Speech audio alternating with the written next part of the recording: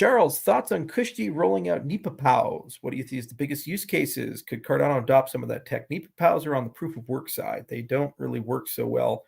And actually, there's a curious artifact. So we started from first principles when we were doing the initial scientific designs of Cardano, long before Cardano was launched. It was a big science experiment, and we didn't know if proof of stake would work.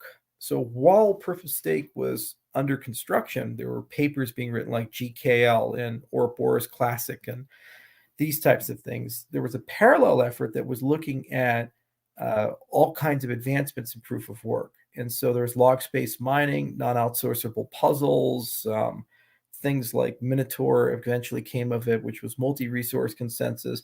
And NiPoPoWs was another really, really big one. NiPoPoWs basically say, hang on, when you make all these blocks with proof of work, if you're very, very careful, you can sample certain super blocks that have special characteristics that you stumble upon with a proof of work puzzle, where those solutions are far more rare than the other solutions. You can use this as the basis to create a proof, and that proof can then be used to give you a concise representation of history, which you can self-verify.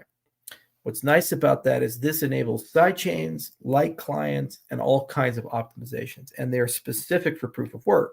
So we wrote the paper. It was Dionysius Zindros and Agalos Giasis. Dionysius was still a graduate student at the time. He ended up getting his PhD, and now he's a postdoc at Stanford. And it always made me sad that nobody had picked up NiPoPoWs, because it basically solves sidechains and efficient light clients for Bitcoin. It's a complete solution. There's no downside at all to adopting it. You don't have to change Bitcoin's proof of work. You don't have to ruin Satoshi's vision, but the maximalists are so radical that they can't even understand that zero trade-off things are awesome for your ecosystem. So Kushti is a brilliant engineer, and he's capable of reading scientific papers and translating them. He's a great research transfer agent.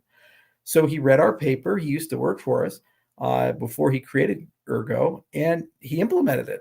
And this is the first mainnet large-scale implementation of NiPoPoWs, and it's just an extraordinary thing. And it makes me so proud and so excited, because I remember being with Dionysius in Greece when he was a graduate student, watching him describe it and write it on a chalkboard more than 6 years ago, hoping that we could find a way to convince the Litecoin or Bitcoin Cash or Bitcoin community that this was a good idea. And he even came up with a concept called velvet forks to try to bring it through.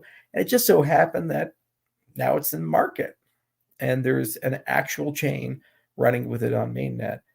So it's definitely a huge, huge win, and it makes me real happy. And so congratulations to the Ergo community.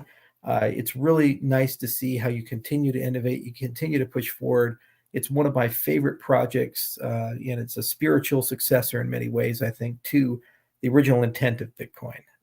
And so much wonderful thought went into it. Started with actually the NXT community, then the Crypti community, then Scorex, and then it worked its way to Ergo, and one after another, innovation after innovation. And there's a lot more to love there. Extended UTXO, Sigma protocols. They have a pretty cool proof of work system, and it's all in Scala, which is one of my favorite programming language.